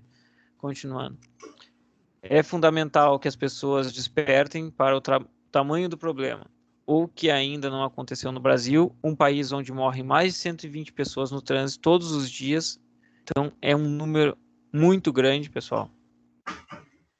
A partir das práticas incentivadas no guia, os municípios podem obter orientações para melhor planejar seus espaços, que são esses 6 pontos, né? Ao implementar essas medidas, os gestores públicos estão construindo vias e espaços públicos seguros e acessíveis para todos, ou seja, construindo cidade para pessoas. Então, isso aí, pessoal, se a gente implementar, a gente está trabalhando com mobilidade, a gente está trabalhando nos sistemas de pedestres, sistemas de mobilidade e sistemas viários, é a interferência que a gente está conversando aqui. E a gente está já pensando numa cidade lá da Jane Jacobs, a gente está pensando numa cidade do Yangel, a gente está pensando numa cidade mais humana, tá? É assim que a gente pode pensar numa cidade mais humana. Eu tinha pedido para vocês tentarem identificar como é que era uma cidade corbusiana, o que mais era? Corbusiana, fordista, keynesiana. Aqui eu estou mostrando para vocês como é que a gente pode enxergar uma cidade Jacobs, uma cidade Engel, uma cidade humanista, tá? Repito aqui os 6 pontos que a gente passou, foram esses. Tá? Não vou nem ler porque eu estou já ficando sem voz, falei bastante. Aqui eu botei uns pontos que estão no livro de vocês. Pensar a cidade a partir da escala humana, compreender o espaço público como suporte ao deslocamento e permanência de pessoas. Então, é isso que eu falei na aula agora, espaço público como suporte de deslocamento, não só como deslocamento, tá? Deslocamento e permanência. Garantir o acesso democrático, pensar as ruas e espaços livres como efetivos espaços públicos e garantam expressões culturais, sociais e políticas. Garantir a inclusão da acessibilidade, priorizar pedestres e ciclistas, priorizar o transporte público, possibilitar a diversidade de usos e dinâmicas, qualificar a vida urbana, enfatizar a importância da dinâmica existente do lado de fora do espaço, construindo e qualificá-la, dar suporte à permanência, tá?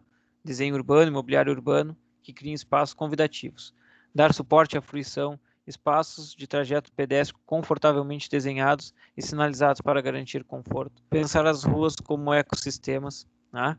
Fachadas, pavimentos, mobiliário, arborizados, os usuários formam um ecossistema urbano e devem ser compreendidos e desenhados como tal. Recuperar os...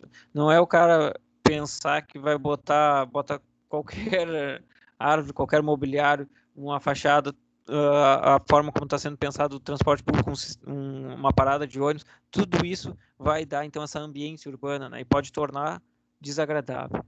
Recuperar os espaços livres. Então, os espaços livres, espaços abertos, ou as praças, são importantíssimas, né, para garantir, então, a cidade, o espaço público na função social. Aumentar as áreas verdes.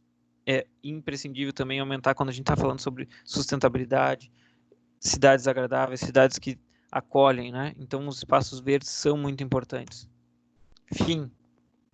Para a prova, estudem unidade 2 S1, eu falei nessa aula, unidade 3 S1, as aulas que eu já dei para vocês, que eu já passei, e esses materiais aqui, quem quiser estudar mais, está aqui, tá? Pessoal, essa foi a aula, nem sei que horas são. Nossa, falei bastante hoje, né? Vai postar esse slide no grupo lá? Vou. Vou te falar mais um pouquinho agora, Gabriel. Pode. Espero que tenham gostado, pessoal. Eu sei que foi uma aula densa, mas é só para conseguir exemplificar para vocês, e a matéria que cai na prova vai ser isso, tá? Estava muito boa a aula. Cara, eu estava lendo sobre as civilizações antigas, lá na época daquele período da Grécia lá, eram segregadas também, né? Eu não me lembro o nome do arquiteto que construiu Nimos, eu não lembro o nome da cidade agora. A ideia dele era de segregação, era o bairro dos artesãos, o bairro dos agricultores, o bairro dos militares, a separação dos mais ricos. Eu estou errado ou realmente era isso aí, pelo que eu me lembro de ter lido? Era assim, quando eu tô falando assim, até, Jonas, assim, que eu tava falando que o pensamento da Hannah Arendt, ou lá da Jane Jacobs, está retomando a ideia da ágora, do espaço público, que ela está retomando, então, a ideia de democracia grega, mas não quer dizer que a forma como eles pensavam, a cidade planejavam, estava totalmente certa, né? Daria para ser aplicado totalmente hoje. Tinha essa segregação, mas o que é legal a gente pensar, e que eu não consegui ainda trazer para a aula, faltou tempo, né, para mim trazer esse conteúdo para a aula, é que é um aprofundamento na reflexão, o que era a ágora deles, o que era essa, porque era uma praça, né? Era um espaço aonde... Sim. Na verdade, não era só filósofos, todo cidadão tinha acesso à ágora, tá? Ele ia lá para quê? Para discutir política, para fazer política, tá? E esse espaço era o espaço da liberdade.